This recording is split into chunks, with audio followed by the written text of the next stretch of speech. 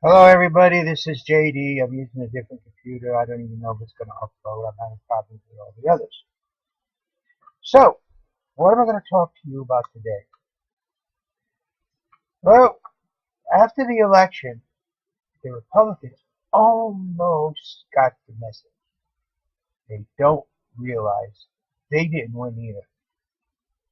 Now listen to how they're talking. They think this is a mandate. The only way we're going to get the Republicans and the Democrats to start representing the people is to put a president in there who can do their job. Now that's going to be the toughest job I'm going to have, is to make these political parties get out of Congress and for these representatives of the state or the Senate and the people, the House, to start representing you, the people. They don't represent one ideal or one platform. They represent you, the people, and nothing more. That's going to be the toughest job I have when I become president in 2017, after you elect me in 2016. But we, you and I, we can do it. Now, I have said this before.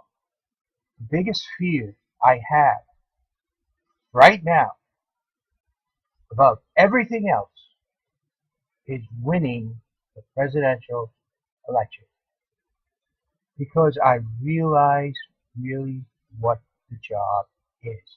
I know I can do it. I know what it involves. It doesn't involve playing golf or walking to a plane, waving and giving a pretty smile. It doesn't involve going and sitting around with other leaders and taking pictures for the world to see. It involves leading this nation, serving you, the people of the United States, in the best interest of you,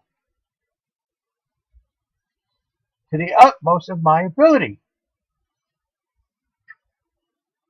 to change the way things are going, to make it different, almost like stepping back to 100 years or so, or even 200 years, back to when our forefathers wrote the Constitution, what they had in mind and what was needed, what the people.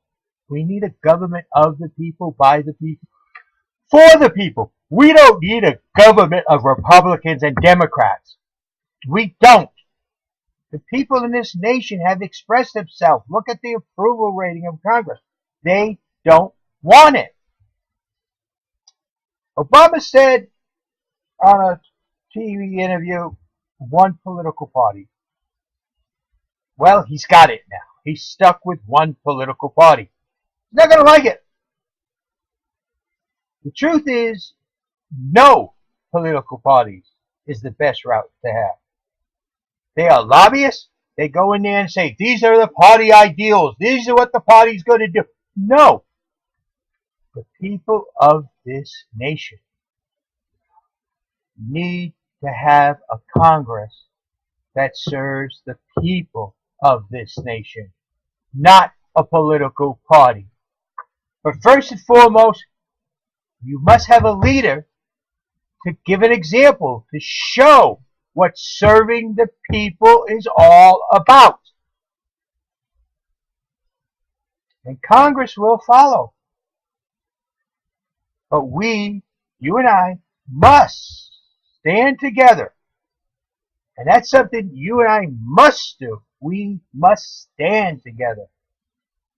And in 2016, November, sent a very shocking word from you, the people, to the government, federal government or Congress, that JD is coming. And that we, the people, shall lead this country. Not the Republican Party, not the Democrat Party, or any other political parties. The Republican Party didn't get that message. Obama didn't get that message. The Democrats didn't get that message. Nobody seems to understand. And the only way we, will get our message across is to start right there at the top. Some of you suggested, oh, be a senator, be a congressman, be a this, be a that. No. That will only get me kicked out of Congress because I will be such a pain in the royal butt because I'd be there to serve the people who elected me, not any political parties. I've been approached by some, and I said, no, I am to serve all the people, all the time. Whether or not I agree with what the people want is irrelevant. It's what the people want. I shall lead as a leader, which I know above all else what is. After all, almost 26 years in the Navy with constructive time, and being a chief in the Navy, you do a lot of leadership. You learn to follow orders, and you learn to lead. You learn to carry out missions. You learn how to get the job. And you learn one thing above all else. You can delegate the job, but you can never delegate the responsibility. You can delegate the duties, but you can never, ever delegate the responsibility. As a leader, the buck will always stop here. As the president, you will look at me and say, JD, what did you do wrong? What happened? And I'll explain what happened, but I am responsible. Like I might say, well, I kind of messed that up because I didn't get the information I was needed and I didn't bother to go find it, and this is what happened and that's what happened, but I won't let it happen again. And then it's up to you, the people, to accept that excuse or not. But the responsibility of that going wrong is purely mine. And it will be, and always, that I've learned. So people, let me tell you something I tell people. I went walking through a park and I seen a penny and I picked it up. And someone said, that's only a penny, it's not worth anything. I held the penny up. I said, look at that penny. The penny has worth, it has value. And when a penny no longer has value and a broom no longer fits my hand and I no longer know how to use a mop, I then don't deserve to be president of this country. Because what I'm saying is, when I no longer know what you're going through, what you're feeling, and how you are struggling, and I don't need to be president because I can't bring what you need. But I do know. Mop does. I know how to use a mop very well. A broom fits my hand quite easily, and a penny is valuable to me. So imagine what your worth is. If a penny's valuable, how valuable you are to me.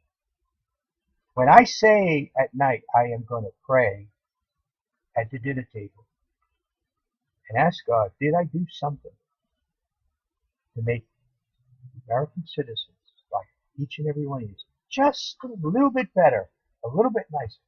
Give them something to live for, something to work toward, something that we can grow on. May not be a lot, maybe humongous, but at least something every day for you, the people. For that's the only way I would be able to deserve the dinner that's set before me. Even if it's just a hamburger and french fries. So, people, if you look at me, yeah, me, JD, standing here, I have a lot of videos. Some of them I do a lot of yelling on. Some of them I get very excited on. Other ones I talk very softly, very calmly. That's because I'm real. I'm not a political pony, a political show dog, or something like that. I am going to be your president. Not the Republicans, not the Democrats, not anybody else's. Your president, each and every one of you. And I'm going to bring you all And we got a very hard job because we're going to make Congress start realizing that United States federal government sole purpose is to serve you, the people, above all else, and no others. No entities, no political parties, no organizations, no foreign whatever. So that means UN don't try to tell us what to do. We will be there to discuss the problems of the world, but don't try to tell us how our Constitution shall be written or how the American people shall live. And for you people who are still running around yelling global warming, better start changing that to climate change. See, I truly believe in climate change, but I also do some research. I don't look in the last 200 years. I look in a couple million years. And the Earth has gone from total global warming, where plants grew from the North Pole to the South Pole, to global cooling, where ice went from the North Pole to the South Pole. And it's done it several times. If you've been watching the weather cycle since the end of the Maya calendar, and it started over, looks like we're getting colder, not warmer. So, climate change is real, people. Without climate change, we wouldn't have an atmosphere. We wouldn't have life on this planet. There's a lot of things we would not have, and we wouldn't be here ourselves. So, climate change is real. How we affect it is another story. What I think about the Maya calendar is true. Oh, people are going to be wanting to put more carbons into the atmosphere when places like northern United States is all of a sudden in almost 24/7 winters all year long. They're going to wonder where the summer went. Can that happen? It can happen, people, just as well as global warming. So, climate change, believe me, is real. But you better come up with a lot more than just 50 years of data to tell me, oh, we're warming. Because I'm going to ask you, well, what about time when dinosaurs were over here? Or when the Earth was plants from the North Pole, South Pole, and Greenland was nothing but totally warm. Explain those to me when man did not exist. When you can explain those to me and how we caused that to happen, then I'll listen to what you got to say about the last 100 or so years. The Earth's a lot older, a lot more sturdier, a lot more stable than any paleontologist even knows. So people, here's my stance on this stuff. I believe in you. I talked about several things now. The most important thing is you go. The federal government is here to serve you, not to serve somebody else. And you are not here to serve the federal government and never have been. Thank you for your time. This is JD. Check out my videos. Check out what I'm about. You decide. Oh, by the way, someone explain to me why we have governors of each state, why we have congresses of each state, why we have elected bodies in each state, if the state's not allowed to use them and exercise them because of the federal government. The states need to start exercising their rights.